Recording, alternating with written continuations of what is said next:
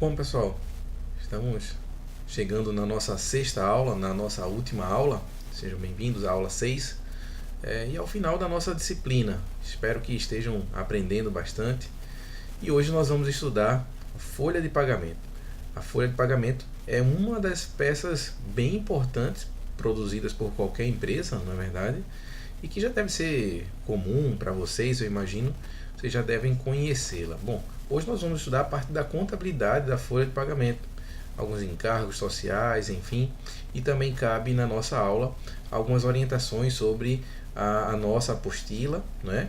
Volto a dizer, ela não é uma má apostila, na verdade sairia muito caro para o governo e nós quem pagaríamos essa conta para estar atualizando essa apostila com tanta frequência.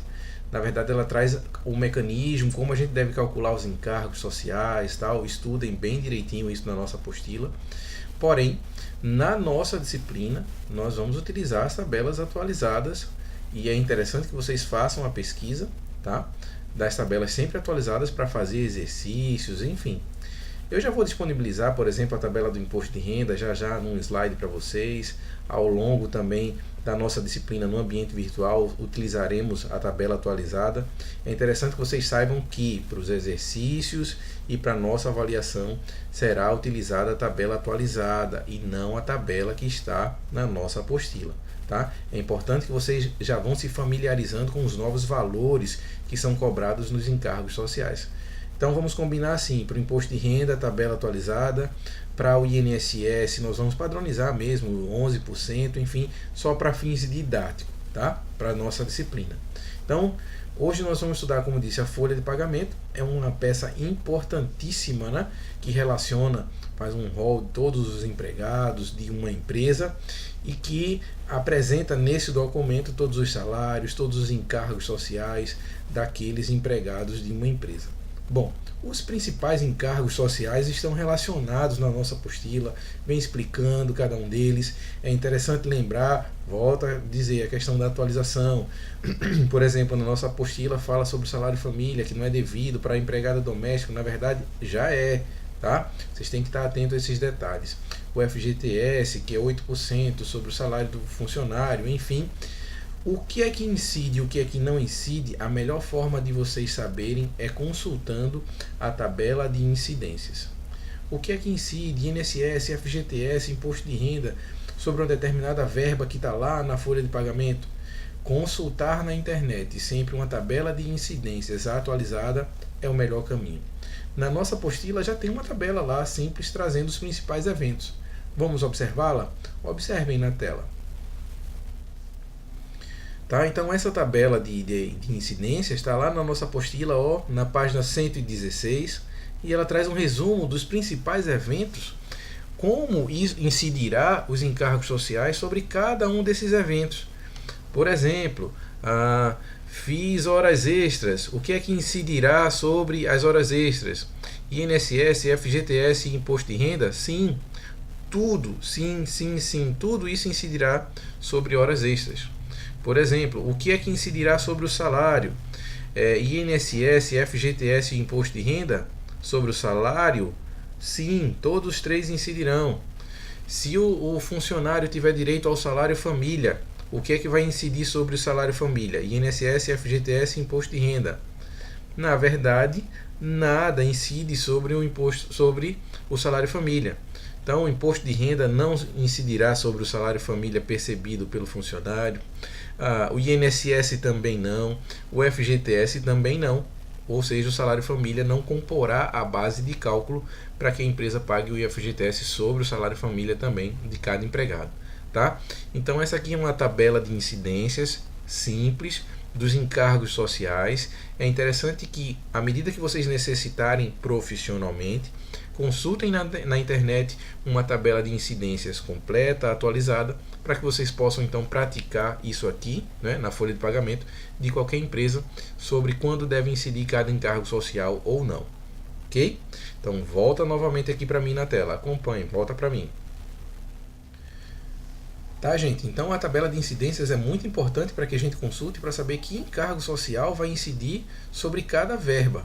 Tá? Se vai incidir sobre salário, hora extra, enfim, adicional noturno ou não, consulta lá a tabela, e se vocês estiverem nessa rotina da folha de pagamento, nesse trabalho, vocês vão, à medida do tempo, terminar lembrando sempre, enfim, mas se não, consulta, recorre lá à tabela, vocês vão saber sobre a incidência de cada encargo social, ok?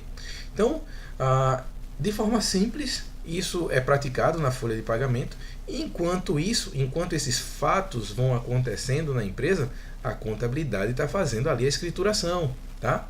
Lembram que a gente falou desde o início da nossa disciplina que uma das técnicas da contabilidade é a escrituração, a contabilidade está escriturando lá tudo, tá? Então, dois exemplos bem comuns que são escriturados sobre a folha de pagamento, eu coloquei novamente aqui coloquei num slide para mostrar para vocês. Então acompanhem para ver como é que isso acontece, como é que a contabilidade vai trabalhando lá a escrituração da folha de pagamento.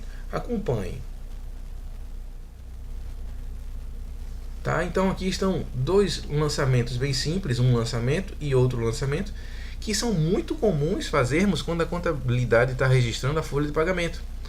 Então em 31 ou 30, enfim, no último dia do mês é comum que as empresas façam a provisão dos salários, dos encargos sociais também. Não é só dos salários não, tá, gente? Isso aqui é só um exemplo, tá? Chegou no final do mês, em respeito ao regime de competência, devemos registrar a despesa de salários que aconteceu, mesmo que ela ainda não tenha sido paga, em respeito ao regime de competência. Vamos fazer então o provisionamento dessas despesas de salários, dos encargos sociais, ok? E como é que é feito o provisionamento de uma despesa, professor? A gente faz o provisionamento debitando uma conta de resultado, que é a de despesa, nesse caso, de salários. Se fosse provisionamento do imposto de renda, débito de despesas do imposto de renda e crédito de imposto de renda a pagar. Enfim, eu estou mostrando aqui um exemplo para vocês do provisionamento dos salários dos empregados, como é feito. Aconteceu a despesa no final do mês, registra contabilmente, independente dela ter sido paga. Débito de despesas de salário, lá no resultado, despesas, para ser confrontado com as receitas do período, e credita no passivo salários a pagar, para dizer que tem esses salários dos funcionários a pagar. Ok? À medida que esses salários são pagos, foi lançado aqui a crédito, a gente lança depois a débito os salários a pagar, para dar baixa nesse salário quando eles forem pagos, ok? Então, no pagamento dos salários, a contabilidade faz esse lançamento aqui, olha, débito de salários a pagar, a crédito de caixa ou banco, de onde saiu o dinheiro, tá? Saiu o dinheiro do caixa do banco, a gente lança a crédito. Essas contas são devedoras, lembrando, quando a gente faz lançamento a crédito, elas diminuem, tá? Tá saindo dinheiro para pagar o salário. O salário, nesse caso aqui, salário a pagar, é uma conta do passivo, que a gente já lançou anteriormente lá na provisão a crédito, aumentando o passivo, dizendo que tem salários a pagar. Só que quando há o pagamento, a gente lança a débito, e essa conta de passivo recebendo lançamentos a débito, ela vai diminuir, dizendo que o salário então foi pago. Ok? Então volta para mim novamente aqui na tela. Percebem, gente, como é que a contabilidade trabalha fazendo os registros e sem... Enfim, os usuários das informações da contabilidade necessitam de alguma informação, a gente apronta então um balancete, enfim, a peça que melhor informar ao usuário a necessidade de informação que ele tem, tá? Isso vai acontecendo com a folha de pagamento, todos os fatos administrativos, como estudamos em aulas anteriores, ok? Bom, gente, as nossas videoaulas, como eu disse, são apenas para orientá-las sobre como estudar, tá? São curtas, na verdade, são um direcionamento para os estudos de vocês. Nesse momento nós vamos estudar como é que faz o cálculo simples de um imposto de renda. Está lá também na nossa apostila, acompanha na tela. Então olha lá, como eu disse, vamos utilizar uma tabela atualizada do imposto de renda. Essa não é a tabela que está na nossa apostila, é uma tabela atualizada que eu pesquisei no site da Receita Federal, tá? E ela está aqui como uma fila, uma cola no cantinho para a gente fazer esse primeiro exemplo bem simples. Imagine uma situação para a gente calcular um imposto de renda em que o salário do funcionário é de R$ 2.800. Esse funcionário está na faixa de 7,5%. Como é que a gente sabe isso? A gente vai para a tabela e vê que o salário desse funcionário se enquadra aqui, olha, nessa faixa da alíquota de 7,5%. Só que esse funcionário terá uma parcela a deduzir de R$ 142,80, conforme está informado aqui. Tá? Para iniciarmos o cálculo do imposto de renda, primeiro a gente tem que calcular o INSS, porque o INSS, como a gente já combinou, eu combinei com vocês que utilizaríamos sempre a alíquota de 11%, o INSS deve deduzir o valor da base de cálculo para depois aplicarmos a alíquota. Tá? Então, quando calcularmos sobre 2.800, os 11% do INSS dá 308. Vamos fazer o cálculo então. Se o funcionário recebe 2.800, deduzidos o INSS, os 308, ele então passa a ter uma base de cálculo de 2.492. Agora sim a gente aplica a alíquota conforme a faixa que o funcionário está, tá? Aplicando o percentual de 7,5%. Dá 186,90. Sobre esse resultado 186,90, a gente aplica a parcela a deduzir para então chegar no valor devido do imposto de renda que o funcionário deverá pagar. Ok? Tá, gente? Então, dessa forma que a gente calcula o imposto de renda, a gente primeiro deduz o INSS. Combinei com vocês que na nossa disciplina a gente vai padronizar 11%. Não esqueçam nos nossos exercícios, nas nossas avaliações, de praticar dessa forma o INSS e de utilizar o valor sempre atualizado da tabela do imposto de renda. Deduz INSS, depois aplica o percentual correto conforme a faixa que o funcionário está. Depois a gente aplica a parcela a deduzir para chegar no valor devido do imposto de renda.